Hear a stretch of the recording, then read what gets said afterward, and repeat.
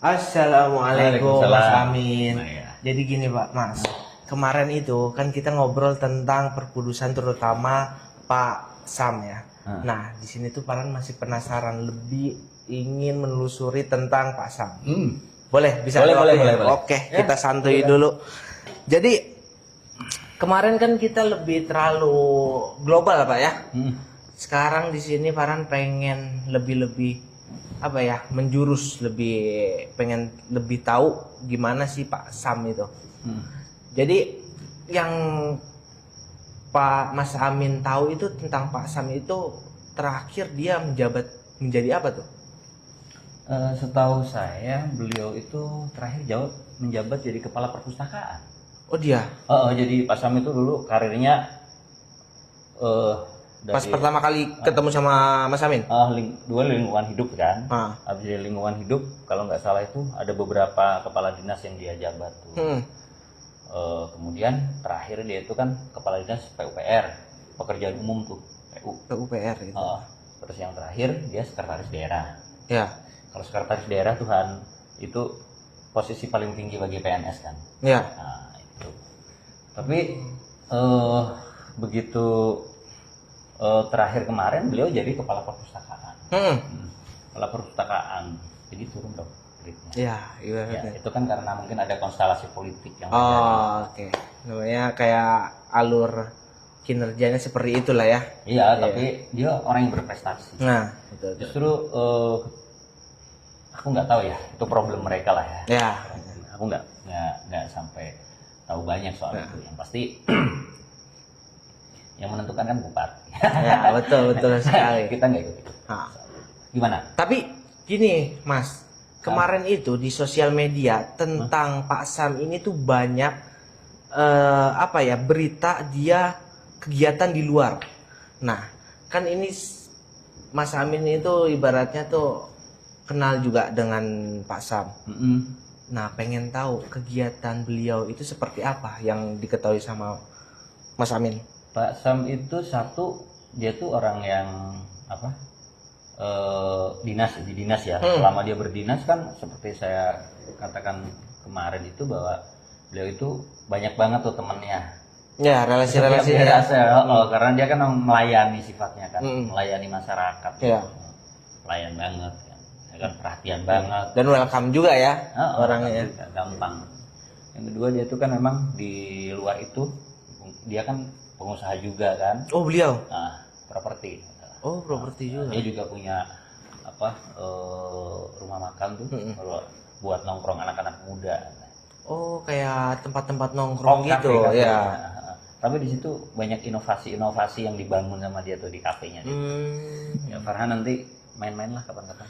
Berarti banyak bidang yang dia berkecimpung juga berarti ya? Ya, karena saya lihat dia tuh memang apa ya, sosok anak muda. Ya. Saya katakan anak muda ya. Ya. Namanya udah masih muda tuh. Ya, masih muda juga dan sebenarnya belum pensiun dia kan, masih pensiun dini dia. Oh, beliau tuh. Pensiun dini. Karena banyak desakan dari masyarakat, ya. Beliau maju Bupati Kudus. Nah, itulah. Terus banyak komentar di beberapa postingan, beliau itu terkenal sangat dermawan. Di postingan tersebut ya Pak ya, banyak itu tuh komentar beliau bla bla bla bla bla bla, dengan banyaknya persenan postingan positif dia tuh. Kalau menurut Mas Amin seperti apa dermawannya Pak? Jadi Pak Sam itu peduli, ya kan? Nggak pelit. Berarti rasa empatinya tinggi sekali. Empatinya tinggi, senang bantu orang tuh. Misalnya ada yang kesulitan tuh, minta bantuan pasti dia bantu.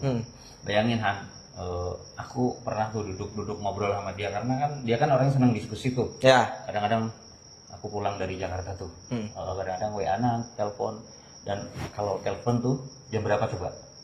Berapa? Jam sebelum subuh. Berarti panjang juga berarti Pak ya? Iya, dia kalau jalan sebelum subuh tuh udah bangun tuh. Kadang-kadang WA, manggilkan Om. Gitu kan. Jadi dia tuh jam sebelum subuh tuh pokoknya. Udah nge-WA. Ternyata aku tanya kebiasaan beliau tuh dari dulu itu, dia sebelum subuh tuh udah bangun, sholat, kata dia, berdoa. Terus habis itu yang pasti beliau itu sebelum subuh tuh tirakat ya. Tirakat. Ya kan berdoa dan sebagainya itu. Iya. Apalagi kalau pas dia puasa Senin Kamis kan, dia kan nggak putus tuh puasa Senin Kamis, kalau nggak salah udah puluhan tahun tuh dia nggak putus puasa Senin Kamisnya. Oh, beliau tuh ya. Jadi kalau santri-santri kayak kita nih puasa nggak tuh. Jadi seperti itu. Gitu. Atau dengernya tuh dia tuh kayak gitu. Nah, kedermawanannya dia Tuhan. Ada tuh di Kudus itu apa semacam warung sedekah setiap hari Jumat. Iya. Nah, itu sudah berjalan puluhan tahun kan. Yang bisa disebut beliau yang menggerakkan. Ya bukan menggerakkan, memang beliau yang memfasilitasi. Oh, beliau yang memfasilitasi itu ya. Setiap hari Jumat. Setiap hari Jumat. Oke. Sepengetahuanku ya. Iya. Setiap hari Jumat itu udah beliau puluhan tahun tuh udah dia. Oh, mungkin bisa disebut dengan adanya gerakan beliau sekarang ya kemungkinan besar adanya sekarang tuh banyak yang adanya Jumat berkah. Ya, kayak seperti itu ya. Jadi seperti itu. Tapi kalau bisa disebut nih Mas, kalau beliau ini baru tahun sekarang untuk mengajukan diri sebagai calon atau di tahun-tahun berikutnya? Baru sekarang. Oh, baru sekarang. Dulu sih udah pernah ngomong tuh sama saya. Ya. Mas, kalau aku maju bupati gimana? Bener nih, serius. Ya banyak banget yang minta aku maju. Ya. Ya istikharah dulu lah Pak Sam. Nah, pada waktu itu tuh kayaknya udah mau maju tuh dia. Ya. Tapi begitu dia istikharah kemudian minta izin ke ibunya nggak ngizinin. Oh, sempat nggak diizinkan Nggak sama diizinkan orang tuanya? Waktu yang tahun 2019. Kan 2024 ya. Iya. 2019 kemudian dia nggak jadi karena sama ibunya nggak. Ya, belum ada dapat restu lah ya. Karena dia tuh patuh banget sama ibu. Iya, benar. Dan kemungkinan untuk di tahun sekarang dan di periode sekarang mungkin dapat restu gitu ya. Dia udah dapat restu dari ibunya sehingga dia maju ya kan. Oke. Dan Farhan lihat ini Pak. Pak Sam ini salah satu calon yang banyak diusung oleh partai. Salah satunya PKB. Nah, dari pandangan Mas Amin seperti apa untuk partai PKB untuk mengusung beliau gitu? Itu urusannya para bos-bos sih. Iya sih sebenarnya. Tapi kan Mas Amin berluang lingkup di situ juga gitu ya. Tapi kalau boleh tahu nih. Mau eksklusif ini Pak nih. Saya kan ikut bantu-bantu dikit-dikit aja. Ya. Karena waktu itu saya pas haji juga kan. Saya pas haji. Jadi saya hanya membantu ditanya tuh sama salah satu bos tuh saya, Mas itu kalau Pak Samani gimana? Pak Samani kan baik, bapak seperti bapak kenal ya kan? Ya. Karena dia kan memang baik kan dengan dengan banyak orang, dengan semua orang. Ya. Image kan, dari warga sekitarnya juga kan? Ya, sudah terbukti gitu ya. Dia berteman dengan teman-teman partai koalisi itu kan baik. Artinya bisa menerima semua dong karena nyatanya beliau didukung banyak partai kan. Artinya dia baik lah. Jadi soal itu gituan. Ya soal dia dapat rekomendasi dari PKB itu karena memang PKB itu dulu punya banyak program tuh yang belum terlaksana kan. Oke. Kayak 1 bulan 1 juta untuk guru madrasah dan sebagainya itu. Berarti bisa disebut track record pandangan di beberapa partai yang mengusung beliau itu sangat bagus dari pandangan di beberapa partai. Ya berarti beliau bisa, partai-partai itu bisa sevisi sama apa yang diinginkan masyarakat Kudus kan dengan Pak Samani kan, ya kan berarti otomatis kan kalau Pak Samani itu kan mendengarkan masyarakat maunya apa. Tokoh masyarakat didengar, tokoh adat didengar, ya kan, tokoh pemuda didengar, ya kan. Beliau kan mendengar itu kan. Nah, setelah mendengar itu, kemudian beliau kan mesti nawarkan tuh dengan partai politik. Iya betul. Gue punya program kayak gini nih, ya kan. Kira-kira bisa nggak dukung kan? Biasanya partai politik kan nggak ada yang punya niat nggak baik, semuanya punya niat baik. Iya betul, betul. Akhirnya ya mungkin ya sevisi dengan apa yang satu tujuan lah ya. Dan terutama PKB ya, karena saya memang sudah lama berkomunikasi juga dengan kami, baik hubungannya kita tuh. Berarti bisa disimpulkan Pak, ketika banyak partai mengusung beliau, berarti warga sekitar sesuai survei yang ada, berarti bisa disebut 50% ke atas itu udah akan terjadi kepada beliau gitu. Iya, kata pendukungnya tuh udah 99%. Malah hampir 1% gitu ya. Gila. Berarti ibaratnya ya kita udah berusaha gitu ya Pak ya. Berarti tinggal langsung pas hari H-nya aja. Ya, hari H-nya semoga masyarakat Kudus memberikan pilihan ke beliau. Ya, amin. Saya bukan apa-apa ya. Beliau teman saya mengenal lama banget sama beliau kan. Beliau orang yang sangat peduli gitu ya. Kan pemimpin harus peduli. Betul sekali. Tapi kalau boleh tahu nih Mas Amin, apa yang tidak bisa pernah Mas Amin lupakan dengan tingkah laku ataupun kegiatan beliau ketika bersama Mas Amin? Apa ya? Jadi gini Han, Pak Sam itu Han, bayangkan, saya tuh pernah sering waktu itu ya, kadang-kadang satu mobil tuh sama beliau kan. Ya. Saya gabung di mobil beliau kan. Pak Sam itu ketika parkir tuh kan biasanya paling maksimal 5.000. Kalau dia mah enggak tuh, 100.000. Udah ambil aja. Oh beliau begitu ya? Apalagi kalau ada orang yang nggak mampu tuh, beliau pasti. Kalau kata orang Jawa tuh nyahnyoh. Nyahnyoh itu kalau melihat orang yang itu tuh ngasih. Oh udah langsung gitu aja ya? Iya. Langsung.